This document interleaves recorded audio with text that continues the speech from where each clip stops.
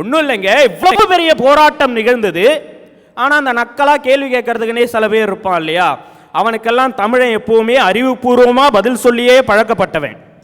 ஒருத்தர் அழகாக கேட்டான், ஏண்டா ஜல்லிக்கட்டு அலங்காநல்லூரில் நடக்குது, சிவகங்கையில் நடக்குது, ஏதோ ஒரு 6 ஊரில் நடக்குது தமிழ்நாட்டில் அப்படின்றதுக்காக எதுக்கியா 6.5 லட்சம் பேர் இப்படி மெரினாவில் கூடி போராட்டம் நடத்துறீங்க, உங்களுக்கே இதெல்லாம் ஓவரா தெரியல அப்படின்னா. நம்மால் எப்பவுமே அறிவுபூர்வமாக பதில் சொல்கிறோம் இல்லையா. அழகாக பொறுமையாக கேட்டான், உனக்கு கல்யாணம் ஆச்சா? ஆச்சு. உன் கல்யாணத்துக்கு எத்தனை பேர் வந்தாங்க? 1000 பேர் வந்தாங்க.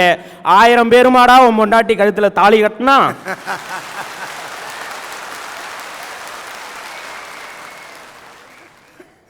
யோசிச்சு பார்க்கணும் நடுவர் அவர்களே, தமிழனுடைய பண்பாடும் கலாச்சாரமும் எவ்வளவு சிறந்தது. ஒரு மிகப்பெரிய போராட்டம் நடந்துட்டு இருக்கு, எல்லாரும் எழுச்சியோட போராடுறான், தமிழின உணர்வோட போராடுறான். ஒரு காவல்துறை அதிகாரி பார்க்கிறாரு, நானும் தமிழன் தாண்டான அந்த மைக்கை எடுத்து பிடிச்சி பேச ஆரம்பிச்சார் பாருங்க. சமீபத்தில் திரைப்படத்தில் வந்த வசனத்தை கூட அவரோட சேர்த்துக்கிட்டாரு. இன்னைக்கு நிறைய பேர்கிட்ட இல்லாத ஒரு கெட்ட பழக்கம் தமிழங்கிட்ட இருக்கு, முன்ன வச்ச கால பின்ன வைக்க மாட்டான் அப்படின்னு சொன்னார். நடுவுல எல்லாம் சொல்றான், நீ ஒரு காவல்துறை அதிகாரி, நீ இப்படி எல்லாம் பேசக்கூடாது, வேலை போயிடும்ன்றான்.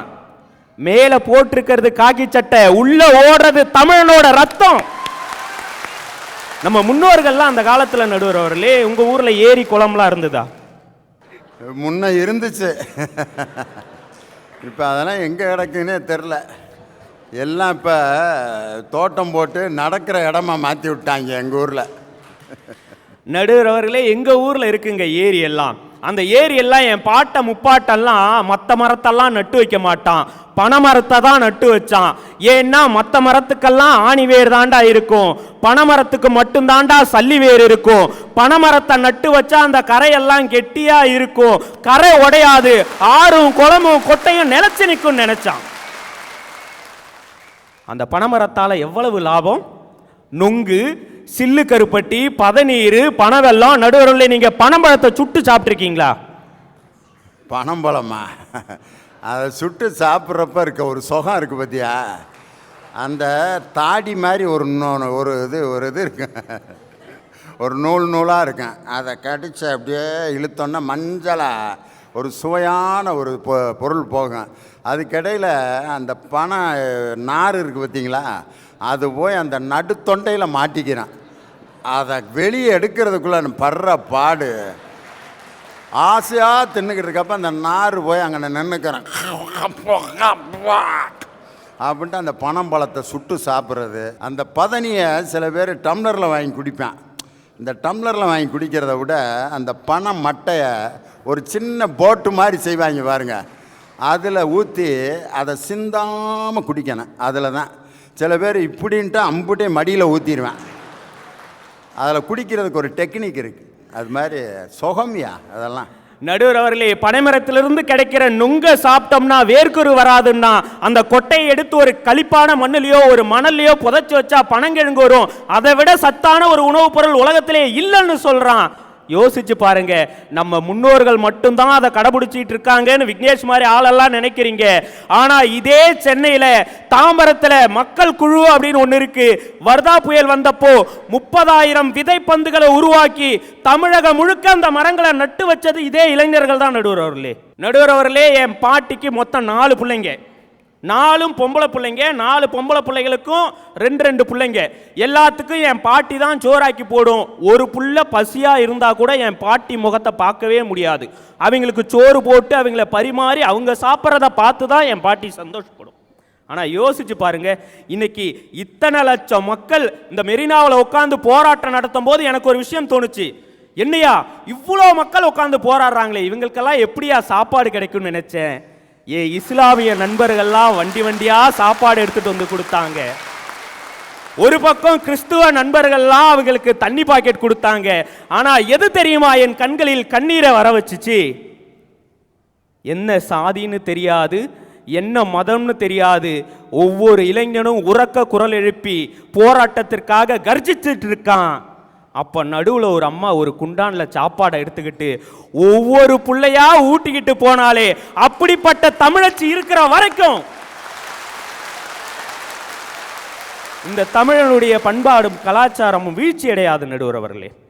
இந்த சமூக வலைதளங்களை சரியா பதிவு பண்ணலாம் அப்படின்றது எல்லாருக்கும் தெரியும். ஆனா அவர் மட்டும் உட்காந்துக்கிட்டு தமிழ் பொறுக்கீஸ் தமிழ் பொறுக்கீஸ் தமிழ் பொறுக்கீஸ் அப்படின்னு தொடர்ச்சியா ட்விட்டர்ல எழுதிக்கிட்டே இருந்தாரு. அந்த மாதிரி மக்களுக்காக நான் இந்த மேடையில் சொல்றேன் நடுவர்களே, ஆமா தமிழன் பொறுக்கிதான். ஒட்டுமொத்த உலகத்துக்கே நாகரீகத்தை பொறுக்கி சொல்லி கொடுத்தவன் தமிழன், அதனால அவன் பொறுக்கி. 6 லட்சம் இளைஞர்கள் ஒண்ணு கூடின இடத்துல கூட ஒரு பொம்பளை புள்ள நடுராத்திரில தனியா வந்து உட்கார்ந்துகிட்டு எப்படிமான இவ்வளவு தைரியமா உட்கார்ந்து இருந்தேன்னு கேட்கும் போது அத்தனை பேரும் என் பெத்த அப்பட மாதிரி பார்த்துக்கிட்டாங்கன்னு சொன்னாங்க பாரு.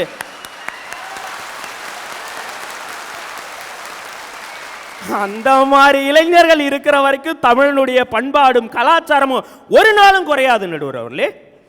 இன்னைக்கு பீட்டான ஒரு அமைப்பு அவங்க கேட்கறதெல்லாம் நம்ம கிட்ட, தமிழ்நாட்டில் இருக்கிறவெல்லாம் ஜல்லிக்கட்டு நடத்துறானே, என்னைக்காவது அந்த மாடு வந்து ஐயா ஐயா வாடி வாசலை திறந்து விடுங்க, நான் குடுகுடுன்னு ஓடுறேன், என்னை வந்து எல்லாரும் சேர்ந்து பிடிங்க அப்படின்னு என்னைக்காவது அந்த மாடு உங்ககிட்ட எல்லாம் கேட்டிருக்கா?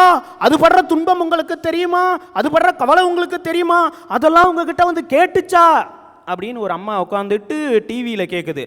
நான் கேட்குறேன், அதே மாடு பசுமாடு உங்ககிட்ட வந்து மம்மி மம்மி நான் பால் கொடுப்பேன் மம்மி, என் பாலை கறந்து நோவாம நீ டிகாசன் போட்டு குடு மம்மி அப்படின்னு எனக்காவது சொன்னுச்சா? என்ன நியாயம் என்ன தர்மம்னே தெரியல நடுவர்களே. யூஎஸ்லயும் யூஎஸ்ஏவிலையும் கரெக்டா யோசிச்சு பாருங்க, குழந்தைங்க எல்லாம் 9 வயசுலயும் 10 வயசுலயும் வயசுக்கு வந்துடுறாங்க. எதனால? இந்த A1 ரக பாலெல்லாம் அருந்துறதுனாலையும் ஃப்ரைட் ரைஸ் திங்கிறதுனாலையும் தேவையில்லாத உணவு பழக்க வழக்க முறையினாலையும் இதெல்லாம் ஒழிக்கணும்னு போராடிட்டு இருக்கானே. தான் இனம் விழுந்துடுச்சே அப்படின்னு போராடல, அவன் தான் இனம் என்னைக்குமே விழுந்துட கூடாது அப்படின்றதுக்காக போராடிட்டு இருக்கான். நாங்க ஸ்டேட் போர்டு படிக்கிறோம். ஸ்டேட் போர்டில் அவன் வச்சிருக்கிற பாடமே வாழ்க்கையில் நாங்கள் எப்படிரா பின்பற்றதுன்னு இன்னைய வரைக்கும் எங்களுக்கு தெரியல. இன்டகரல் கால்குலஸ்ங்கிறான், கெமிஸ்ட்ரியில் ஃபார்முலாவை கொடுக்குறான், அதுவே புரியாமல் போராடி கஷ்டப்பட்டு படித்து ஏதோ அப்பா 5 டியூஷன் வச்சுட்டானேன்னு கஷ்டப்பட்டு படித்து மார்க் எடுத்தா உங்கள் சிலபஸ் வேற. நாங்கள் சிபிஎஸ்சி சிலபஸை பின்பற்றி உங்களுக்கு நீட் எக்ஸாம் வைப்போம், அதில் நீங்கள் பாஸ் பண்ணாதான் உங்கள் தமிழ்நாட்டு பிள்ளைங்களுக்கெல்லாம் டாக்டர் சீட்டு கொடுப்போம் அப்படின்னு நீட் எக்ஸாமை எங்கள் தலையில் கொண்டு வந்து 2007 சுமத்தணும்னு நினச்சா 2017 கொண்டு வந்து வச்சுட்டான். ஆனால் யோசிச்சு பாருங்க நடுவர் அவர்களே, இந்தியாவே அதை ஒப்புக்கொள்ள நினைத்த போதும் பூனைக்கு மணி கட்டினவன் முதல்ல தமிழே எங்களுக்கு இதெல்லாம் வேணான்னு சொன்னான். அவன் எங்களுடைய இளைஞர்களுக்கு இருக்கிற அறிவு, எங்களுடைய மாணவர்களுக்கு இருக்கிற அறிவு என்னன்றது எங்களுக்கு தெரியும். அவன் அறிவுக்கு நிகரான அறிவு ஒருத்தனுக்கும் கிடையாது. நீ சிலபஸ் வேற வச்சிருக்க, இவனுக்கு சிலபஸ் வேற, அதனால நாங்க நீட் எக்ஸாமை எதிர்க்கிறோம் அப்படின்னு சொன்னான் நடுவர் அவர்களே. இந்த உலகத்தில் ஜல்லிக்கட்டு பிரச்சனை மட்டும் இல்ல, இனிமே தமிழனுக்கு எங்கே எந்த பிரச்சனை ஏற்பட்டாலும்